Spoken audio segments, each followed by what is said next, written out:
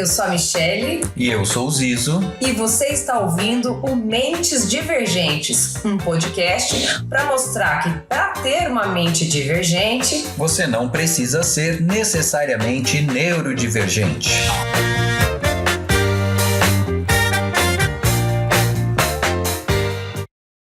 Vamos para mais um episódio do nosso podcast Mentes Divergentes.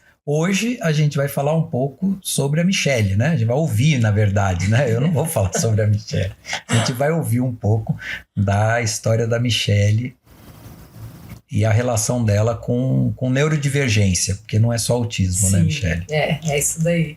Bom, eu sou uma fonoaudióloga mineira. Na verdade, a fonoaudiologia ela veio porque eu gosto muito da parte da comunicação. E era um desejo trabalhar a parte de comunicação em criança, sempre que eu sei de criança. Bom, eu trabalho com a neurodivergência desde que eu me formei. A minha área era neurologia. Mas, especialmente, por exemplo, o autismo, eu fui conhecer de fato em 2012. Porque na minha faculdade era falado muito aleatoriamente, ninguém sabia muito sobre isso, não era só uma questão da faculdade, mas não se falava tanto nisso. Eu fiz faculdade, me formei em 2001, então tem um tempo grande aí, né, de 20 anos. E aí, ali eu não tinha experiência alguma, e quando eu entrei na Sobrapar, meu primeiro contato com uma criança que era autista, era uma menina que tinha uma deformidade craniofacial. A gente fala deformidade, que eu não gosto desse termo, mas era o termo utilizado porque era Hospital de Defeitos da face, né? E ninguém queria atendê-la, porque era uma criança que não se comportava como as outras crianças. Era uma criança que não aceitava o toque, e aquilo me intrigou demais, porque eu falava, mas eu não sabia que era autismo, ninguém falou que era autismo, eu nunca soube na época que era autismo. Hoje é que eu sei que é autismo que ela tinha, né? E eu comecei a tratá-la, a trabalhar com ela. O nosso objetivo era, porque ela tinha uma fissura lábio-palatina, e o nosso objetivo era colocá-la na cadeira do dentista para fazer um tratamento, e a gente não conseguia. Então, o foco era esse.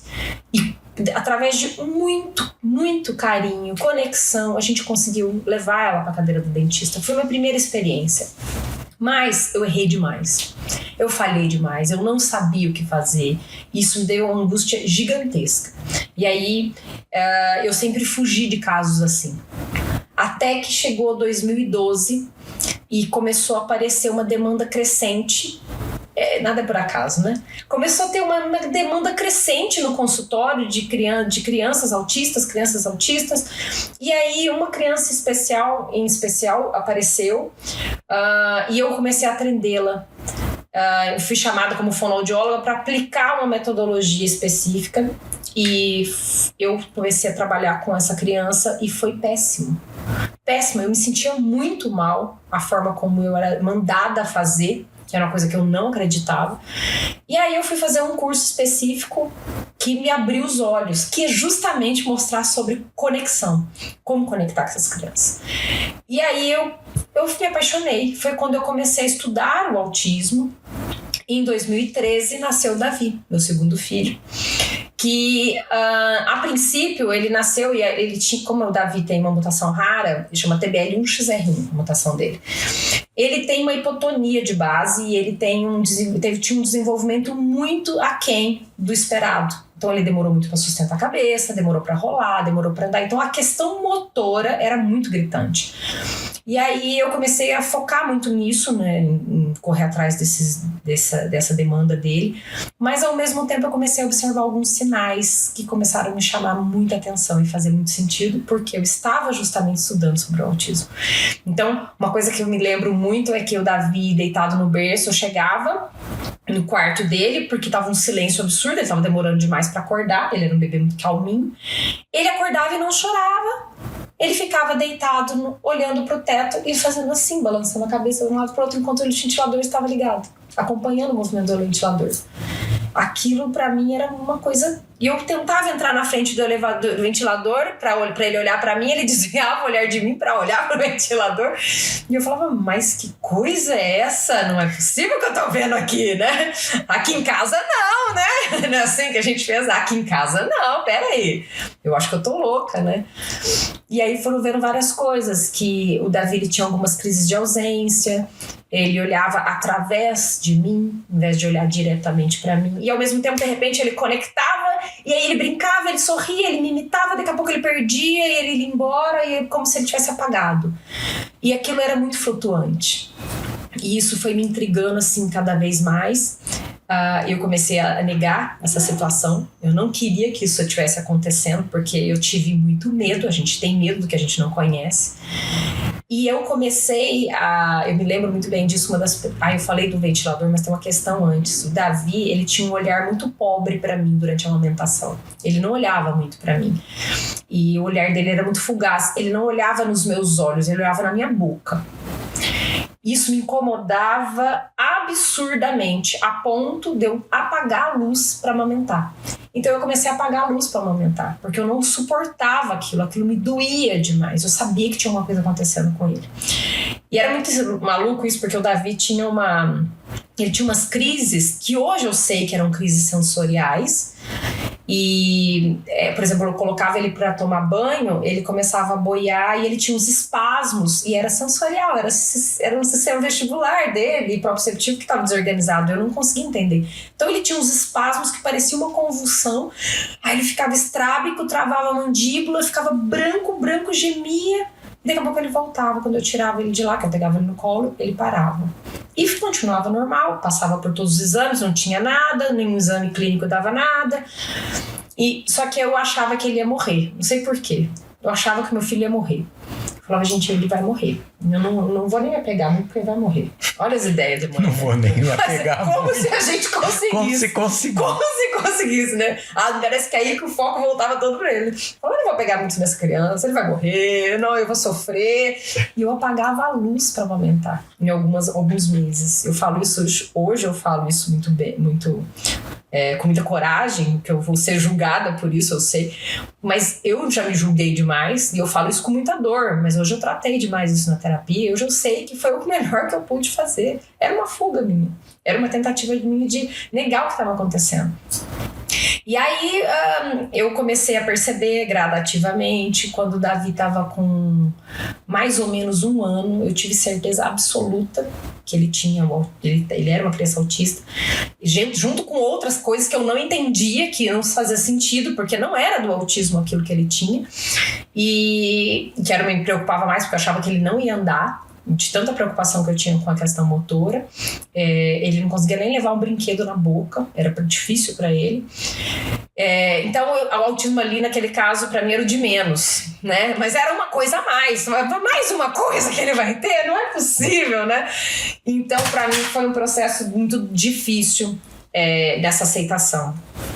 Quando eu entendi, o dia que a ficha caiu, né? O dia que eu falei, não, vamos olhar para isso. Eu parei, eu atendia, eu tinha um consultório, eu atendia muitas crianças, eu fechei o consultório, encaminhei os pacientes e eu comecei a estudar. Aí eu comecei a estudar muito, e eu comecei pela integração sensorial, porque a integração sensorial era uma coisa que o Castilho falava. O Castilho é um professor meu, um fisiatra argentino, que é médico reabilitador, e ele sempre falou em integração sensorial de Aires, Jan Aires. Ele falava muito sobre isso e quanto isso afetava a nossa capacidade de percepção de mundo e quanto isso afetava as relações. Ele sempre falou. Então eu fui estudar integração sensorial e aí eu fui evoluindo dentro da questão do autismo, porque toda vez que você vai estudar integração sensorial, o tema autista tá lá, né? Então fui estudando autismo. Na época, a minha filha mais velha tinha 2 anos e ela já estava com 3, né? O Davi nasceu quando ela estava com 2 anos e 2 meses. Ela já estava com 3 anos, o Davi tinha 1 ano. Eu botava eles para dormir, eu despedia do Rafael e eu ia para o escritório e eu estudava até o sol amanhecer. Era quase que uma fissura. Aí eu acho que eu entrei no hiperfoco. Eu mergulhei. Eu tenho uma experiência sobre o que é hiperfoco. Eu só estudava isso. Eu imprimi. Eu acabava com a impressora, de tanto que eu imprimia artigo para ler, eu traduzia coisa que eu não sabia, eu sou muito ruim no inglês, então eu ia pro Traduca, e aí eu botava lá e tentava traduzir, tentava entender. E aí foi fazendo mais sentido as coisas para mim. Aí apareceu mais uma questão, que foi a questão do transtorno motor de fala, que é a apraxia de fala e a diseletria. Que aí você fala, meu Deus, de novo! Já tava bom duas coisas, vai ter mais uma! Então, de novo, eu fui tentando aprender que era uma característica dele.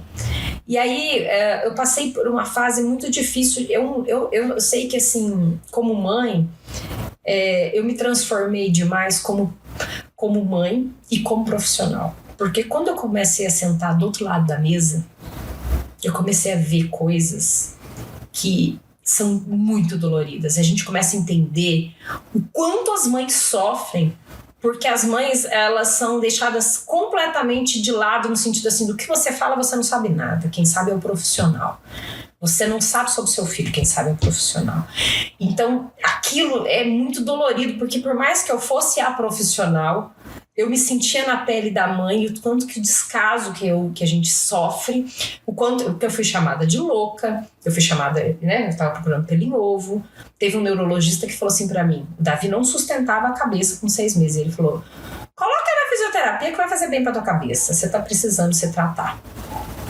Então, a capacidade de desmerecimento da opinião da mãe, daquilo que ela tá vivendo, da dor que ela tá vivendo, porque é uma dor, porque a gente não quer, ninguém quer que o seu seja diferente. Por quê? Porque, que você não sabe, tem medo e você tem medo do desconhecido. E 2, porque você sabe que o mundo é capacitista e o mundo vai fazê-lo sofrer. Então você sempre sofre por essas duas questões. E nesse passar de construção, assim, eu vejo que a vida foi com ele e é com ele muitos altos e baixos de aceitação a cada nova fase. Eu aceito, aí acontece alguma coisinha, eu falo, mais uma coisa, eu vou ter que aceitar também. Mas eu acho que esse é um processo de reconstrução para mim e para ele. Porque eu não sou mais a mesma pessoa, afetou todos, não afetou só a mãe, porque quando a gente fala de mãe, eu tô falando ali no meu papel de mãe, mas eu sei que afetou não só o pai, mas a irmã profundamente, afetou os avós, os tios, os primos, porque todo mundo teve que pedalar. Todo mundo teve que crescer. A minha psicóloga fala uma coisa muito interessante. Ela fala que para entender alguém que é neurodivergente, a gente tem que crescer. E crescer dói. Porque é muito cômodo manter a visão que a gente tem. Todo mundo padronizadinho, funcionando da forma como a gente espera. E aquilo que sai fora, um pouquinho daquilo que a gente espera, nos faz sofrer, e a gente não quer sofrer porque sair da zona de conforto dói, né? E foi, acho que, esse processo do crescimento. Então hoje o que eu faço? Acho que qual que é a minha missão? Eu penso que a minha missão é acolher as mães, dar voz a mães, dar voz, quando eu falo mães eu boto pais também, né? Mas é porque é o vício, né, da linguagem. Mas dar voz para aquilo que ela está sentindo, porque o que ela está sentindo importa. E que a conexão entre mãe e filho, pai e filho, ela é a principal questão. E quando a gente às vezes vai para uma terapia ou para um médico que tira de nós essa questão, uma coisa que eu fico louca, viu, Zé, é assim, se ele tá chorando, ignora ele. Ignora essa não me fala sobre isso. Meu coração quer explodir com um negócio desse. Não, ele tá chorando, ignora porque ele vai parar. Não ignora. Chora é pedido de socorro. Ele tá fazendo o melhor que ele pode com um cérebro imaturo que ele tem. Ele é uma criança, ele não desenvolveu. Se a gente entra em piti e perde a razão, por que eles não podem fazer isso? Se o cérebro deles nem amadureceu o suficiente ainda, né? Então, e ainda tem uma neurodivergência de uma dificuldade de compreender todos os estímulos. Então, peraí, ignorar. Então, quando algum médico, algum profissional fala isso pro pai e desmerece a conexão, eu acho que essa quebra, ela é uma das coisas que mais afetam o desenvolvimento individual do autista. A falta de acolhimento, a falta de conexão. E eu acho aí duas coisas que você falou. Primeiro, a questão da mãe. Eu lembro daquela construção clássica da mãe geladeira. Uhum. E eu gosto muito de refletir sobre isso. E você tocou nesse ponto quando você falou que você apagava a luz. Por quê? Porque eu falo, imagina, eu sou pai, tenho 4 filhas. Então é inevitável que a gente tenha uma carga de expectativas, de esperança. Você não bota um filho numa... Não sei quando a pessoa não estava com a intenção. Mas minhas filhas foram planejadas. Então, assim, eu queria que aquelas pessoas viessem ao mundo. Então, também você fica o tempo inteiro ali naquela expectativa, né? Sim. E aí, eu vou colocar esse termo bem entre aspas, e eu me sinto à vontade porque eu sou autista, mas aí vem um filho estragado...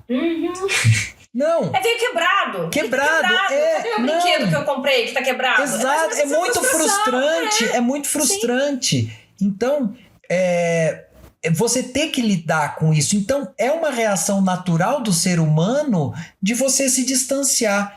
Inclusive, esses dias, eu estava lendo um artigo que é do instinto humano rejeitar o diferente.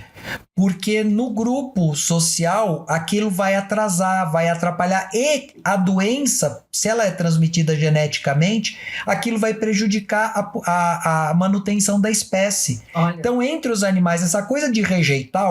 É instinto. É instinto, né? E aí... É claro que aquela construção antiga da mãe geladeira é totalmente errada, porque a ideia era de que isso causava autismo e não tem nada a ver, mas hoje eu tenho que lançar um olhar diferente de que... Essa releitura, de entender. E se a gente falar isso, às vezes, muitas vezes as pessoas vão falar assim, gente, imagina, eu jamais rejeitei o meu filho. Mas não é isso, é mais ou menos o seguinte, nós que não lidamos às vezes, nós adultos, não lidamos com a rejeição. O ser humano não lidar com a rejeição. E aí, quando você tem uma criança que não corresponde ao seu olhar, não corresponde àquele sinal de conexão, o teu instinto é investir menos. Então, eu, por exemplo, apagava a luz porque doía tanto que eu apagava a luz. Não que eu não estimulasse ele em outros momentos, não enchesse ele de beijo. Não, eu amava ele tanto que doía, mas eu apagava a luz porque eu não queria ser rejeitada. Aquela dor de vê-lo me rejeitar doía demais. Então dá para entender o que você fala, faz todo sentido. É como se a gente estivesse fazendo o melhor que a gente pode. É instinto. Então, é isso que eu ia dizer. A minha linha de raciocínio é justamente nesse sentido, de que eu tenho que olhar para essa mãe e compreender a dor dela. Porque eu, dentro da minha realidade autista, tô super bem. Não tô olhando no seu olho. Paciência, problema seu. Lidar com o seu problema aí. Pra mim, o mundo é desse jeito. Entendeu? É difícil pra mim olhar no olho, eu viro o olhar e acabou. Sim. Agora, pra quem tá do outro lado, eu sempre falo isso. Outra coisa que também eu achei super importante que você falou, essa arrogância machista, né, assim, que às vezes até, eu digo machista porque normalmente é o homem que, né, eu sei tudo, eu sou o habilitado, eu sou o médico, eu sou o profissional, eu é que sei. Não, assim, tudo bem, você sabe a parte técnica, eu não desvalorizo o conhecimento técnico, mas, pô, você tem que ouvir o pai e a mãe, eles estão lá 24 horas por dia. É a mãe, é o pai que sabe que se o filho fez um movimento assim e pela repetição daquele comportamento, ele sabe que isso quer dizer. Vai dizer não é, ou não, nada, você não tem nada a contribuir. Eu acho que se não há um encontro dessas pessoas, desses cuidadores, né, tanto os pais quanto o médico, você não agrega para a criança, porque precisa ter ali esse meio campo de quem está todo dia, tanto o médico contribuindo com os pais, explicando por que aquilo é assim, quanto os pais dando para o médico o relato de como a coisa é e como aquele indivíduo é. Volto naquela questão. O autismo é uma coisa, a personalidade é outra. Exato. Mas quem sabe a personalidade da criança é o pai, é a mãe. E aí bota tudo na conta do autismo. Isso. Né? Como se tudo precisasse ser mudado porque o autismo precisa ser mudado. Não, é aquele ser que tá ali. Né? Hoje eu vejo muito isso. na característica assim, do Davi, o caráter dele. Ele é uma criança extremamente resiliente. Eu admiro tanto isso nele. Ele é muito feliz. Feliz, assim, quando eu falo que parece que pra mim, feliz é uma questão de condições esporádicas. Mas o Davi parece que ele é constantemente de bom humor. Ele prefere, sabe, ele é resiliente. Aconteceu alguma coisa, ele dá aquela chorada. Dali a pouco, passou. Ele consegue se reconstruir muito rápido, não desistir. Ele persiste demais. Então, assim, hoje eu tenho aprendido muito com ele, demais da conta. E como mãe, eu fico pensando assim, quanto que falta. Ao mesmo tempo que eu sei que eu posso contribuir, tenho contribuído, ajudado outras mães, eu fico pensando, quanto que falta? Quanto falta? Porque eu tive uma educação, também tem essa questão da educação, né? Qual a educação que eu tive e qual a educação que eu quero dar? Eu tive uma educação à base vou abrir a palavrão, à base da porrada. E era assim, eu apanhei pra caramba e fui assim mesmo, e tudo na lata. E eu não vejo que isso é produtivo. E eu faço uma força imensa para não trazer isso para os meus filhos, mas muitas vezes essa coisa latente grita, eu tenho que sufocar. E o Davi, ele me testa o tempo todo. O Davi, nessa questão de, mãe, se você não me der amor, nada vai funcionar. Porque ele, é como se for, é uma questão da conexão do amor, assim. Porque eu tenho que parar, esperar, fazer silêncio para a coisa acontecer. E aí eu falo muito do Davi, né? Como uma criança de neurodivergente. Mas a Maria Fernanda, que vem, a irmã, né? A irmã da criança que tem a neurodivergência, ela também é o espelho na minha cara o tempo todo, me ensinando. E ela é uma criança que, nossa, ela tem me feito, como diz a minha psicóloga, ela tem me feito correr muito, muito. Porque se eu não acelerar, eu não acompanho ela. Quando eu penso que eu já cresci o suficiente, ela vem me surpreender, me faz ter que enfrentar, porque por muito tempo eu botei todas as minhas energias no Davi. A gente sempre vai dar atenção para aquele que tá precisando mais, né? E hoje eu vejo que faltou para ela e eu tento equilibrar tudo isso. Então, assim, eu vejo de uma maneira geral que o autismo, ele me transformou e me transforma, porque tudo que eu sei, o que eu faço, não é o suficiente ainda. Eu vejo o quanto eu ainda sou capacitista. Eu tento desconstruir isso em vários momentos. Isso vem e aí eu, putz, olha isso, agora que eu vi. Então, vários momentos eu fico muito dividida ainda. Eu tento entender, eu sou uma pessoa que fico falando de inclusão o tempo todo, de luto pela inclusão, tento fazer. Mas eu tenho dentro de mim muitas questões capacitistas que precisam ser desconstruídas e que não é só porque eu quero. É uma coisa gradativa, que vai ter que ser vivida gradativamente. Não, e eu acho assim, a gente tem que ter consciência de que a gente faz o que pode, a gente faz o que dá. Não é nem o que pode, é o que dá. Porque, óbvio, e vamos sair da questão da neurodivergência, né? Eu tenho, como eu já disse, eu tenho 4 filhas. O pai que eu fui da mais velha não tem nada a ver com o pai que eu sou da caçula. O que eu fui aprendendo nesse processo, além de serem 4 personalidades diferentes. Entendeu? Eu tive diferentes tipos de relacionamento. Às vezes elas adoram, né? Pai, qual que é a sua preferida? Eu falo, eu não tenho filha preferida, mas é óbvio que eu chamo de lance. Eu falo, é óbvio que eu tenho alguns lances com uma e com outra.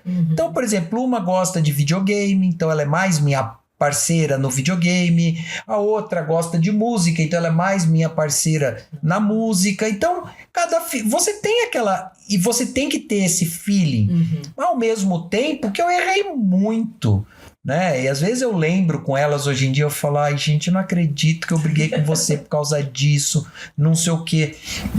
Mas você faz o que pode, porque a gente também tá aprendendo o tempo inteiro, né? A gente é muito... Isso é uma coisa... Mas então, essa coisa de ser pai e ser mãe, assim, eu falo para minhas filhas, eu falo, olha, quando elas vêm, porque ainda mais agora que a caçula tem 11 anos, mas as outras têm 19, 21 e 28. Então elas já estão na fase de jogar toda a culpa em mim. Tudo é por causa do meu pai, né? Não, é verdade. Então eu falo, fiz o que eu pude, fiz o que deu. Não foi bom? Eu reconheço, não finjo que não. Eu falo, não, realmente foi horrível isso aí que eu fiz. Mas, paciência, era o que dava. E agora que eu tô aprendendo, eu faço de uma maneira diferente. Né? Ainda bem, né? Tento, né? Às vezes eu vou 2 passos para frente, 3 para trás, e é assim que a gente vai vivendo. Eu lembro muito disso, a Nanda quando nasceu, que era a Nanda, imagina, né? A primeira filha, aquela história toda. E aí eu tinha aquele... perdão da palavra, aquele maldito livro Nana Neném. Nossa! É um crime, é um crime. É criminoso esse E aí, eu fiz isso com a Nanda, ela chorou no berço, e eu fechei a porta, e eu chorei do lado de fora da porta.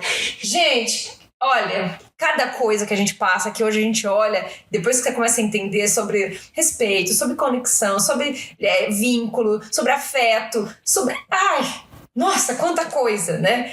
E aí eu vejo que eu tô tendo que resgatar muitas coisas com ela nesse processo. Uma coisa boa é que, estando vivo, né? Enquanto a vida é esperança... Não ri, Michele, é sério. Me deixa esperançosa essa frase. Não, mas é verdade, porque é o que eu falei, com meu pai morto eu consegui resgatar o meu relacionamento com ele, a imagem dele dentro de mim, o significado daquela pessoa na minha vida mudou poderosamente por conta do meu diagnóstico. Você acha que você estando presente ali, é de um dia para o outro que muda. Reconstrói, né? Que reconstrói, que cura. Eu falo, parece piegas, mas é o que eu digo, o amor pra mim é essa coisa, oferecer afeto. Olha, minha esposa ela fala, amor não gasta. Que às vezes, que minha filha é a caçula, né, ela é muito ciumenta. E a Paula, né, ela fala, amor não gasta, filha, pode deixar, porque se ela faz um elogio pra uma amiguinha, a Manuela já fica meio enciumada. Aí ela fala, amor não gasta, filha. Né? E é verdade, a gente tem que usar assim à vontade, e aquilo, aprendi. Vou dar um exemplo para você. Um dia eu estava conversando com a minha filha de 21 anos e ela estava discutindo e eu fazendo graça. Eu tinha muito essa saída de fazer piada, e aí ela ficou brava, começou a chorar e falou, pai, eu não gosto que você faça isso. Porque quando você começa a fazer piada, você desqualifica o que eu tô falando. E para mim era uma coisa de aliviar a tensão do momento. E aí eu falei, poxa, eu nunca tinha percebido isso. Aí a Paula, a Manuela estavam perto, as duas falaram, não, você faz isso mesmo. Você começa a tirar sarro, e aí você... pra gente é muito doloroso, porque isso invalida nosso sentimento, invalida o que a gente está falando, e para mim era uma saída para aliviar do clima. E eu pedi desculpa, e aquilo na hora fez um sentido, e eu falei, nossa, filha. Então, e a partir de agora eu falei, eu vou me esforçar para não fazer mais isso. E às vezes eu ainda distraio a Manuela, principalmente, né, que tá mais junto de mim o tempo inteiro, porque as outras já saíram de cá. Ela vira e fala, pai, você tá fazendo de novo. Eu falo, desculpa, filha, não percebi. E não sei o quê. Então, quer dizer, sempre é tempo de você estar aprendendo e reconstruir esses vínculos, e acho que se você reconhece sinceramente, né? Porque errar a gente vai errar, a gente é ser humano, né? E reconhece, fala, ó, filha, errei mesmo, paciência. Era o melhor, essa frase que você falou, era o melhor que dava. Era o que eu sabia. A gente carrega uma culpa por tudo. Por tudo. É como se fosse uma âncora pesada se arrastando, mas realmente, a gente tá em crescimento. Não tem, a gente não é o mesmo que antes. E quando você estava falando aquilo de castigo físico, né? Que antigamente, eu penso, também a gente tem que desculpar as gerações anteriores, porque que recursos essas pessoas tinham? Sim. Né? Podiam ser pessoas inteligentes, mas o que se sabia? A reação a gente sabe, né? Que você perde a cabeça, seu impulso é bater. Porque é uma coisa instintiva, o bicho faz isso, né? Você provoca o cachorro, ele te morde, né? Você vai reagir com violência. É lidar com essa violência, com essa frustração que você está sentindo daquela pessoa não fazer o que você está querendo. Quer dizer, isso é um conhecimento muito recente, né? De que o castigo físico não serve para nada. Então, porque eu achei uma frase bem fantástica dizendo que você Qual é a lógica de fazer alguém se sentir pior para se comportar melhor? Que não faz o menor sentido. Você tá se sentindo péssimo. Não, e você tá descarregando a sua frustração. Para mim, essa grande questão do castigo do bater, né? Foi quando a pessoa virou e falou, viu, você tá descarregando a sua frustração. Isso não, já, a parte de educação já ficou lá atrás. A hora que você bate, você tá só dando vazão à frustração que você tá sentindo daquela pessoa não fazer o que você quer, né? Isso quando você não tá descarregando a vergonha que você tá sentindo porque teu filho tá fazendo aquilo na frente dos outros. Quer dizer, não tem... Aí tá mais distante ainda da questão de educação, no sentido de educação de comportamento pra vida, né? Daquilo que você quer ensinar pro seu filho para ele viver bem em sociedade, né? E então, assim, vai longe, né? Vai longe. Eu acho isso importante, quando a gente pensa o quanto que ressignificar, reaprender, porque quando a Nanda nasceu, eu tinha muitas certezas, sabe? Eu sabia tudo, eu era uma mãe ótima, era tudo muito fácil, né? Porque ela era bebê, ela fazia o que eu queria, se eu não fazia, eu fazia o banana neném, então eu trancava ela até chorar, né? E aí eu fico pensando, gente, como que as coisas são, né? Hoje a gente vai, conforme eles vão crescendo, mais eu vou entendendo que eu não sei, mais eu vou entendendo que eu tenho que buscar ajuda, apoio, suporte e contar da minha fragilidade. Por quê? Porque esses dias eu postei um vídeo no Instagram, que eu não sei se você lembra, teve um vídeo que foi lindo, o Davi estava desregulado e eu estava muito autorregulada no momento, e eu consegui regular ele e a gente foi perfeito, foi ótimo, foi quase que como é que chama? Didático para as aulas, perfeito, foi lindo. Aí eu recebi, o feedback que eu recebi era assim, nossa, Michelle, eu sou péssima, eu não consigo, eu não faço isso, eu nunca... Aí eu fiquei pensando, gente, peraí, eu sou igual. Não é, eu tô mostrando um ponto do que eu gostaria de ser, do que eu fui capaz de ser em um momento, mas eu não sou assim 24 horas. E a gente tem que assumir as nossas falhas e mostrar o quanto a gente é imperfeito perante os nossos filhos e perante a sociedade, porque senão fica uma culpa. A mãe do autista, ela tem uma culpa que, tipo, todo mundo tá fazendo e ela não tá fazendo. Todo mundo ela não. O filho dela não. Ela tem que comparar o filho com a outra. Então, é muito pesado tudo isso. Eu acho que até isso foi uma das coisas que me fez fugir um pouco das redes sociais recentemente, porque você sente tanto que... O que eu vou postar aqui? Mas qual que é o exemplo que eu quero dar? Pra que eu quero fazer isso? Será que eu tô fazendo essa mãe sentir bem ou sentir mal? Será que eu tô ajudando ou eu tô causando nela um sentimento de incapacidade, de insignificância? Então, é complexo, é difícil. Então, acho que falar das nossas verdades e abrir aqui o meu coração, dizendo realmente tudo que eu senti, e quanto eu errei, e quanto que eu fui capaz de fazer, e que tá tudo bem. Eu tudo bem com isso hoje, eu tô lidando bem com hoje, e tô tentando ser melhor. Então, acho que é por aí. O autismo, só sei dizer que ele me reconstrói a cada dia. E assim, mais um episódio, encerrando agora, tá certo? E ficamos pros próximos. Vamos conversar com vários assuntos aqui, né, Zizo? Vai vir várias coisas. Sim, senhora. Até mais, obrigada por ficar com a gente.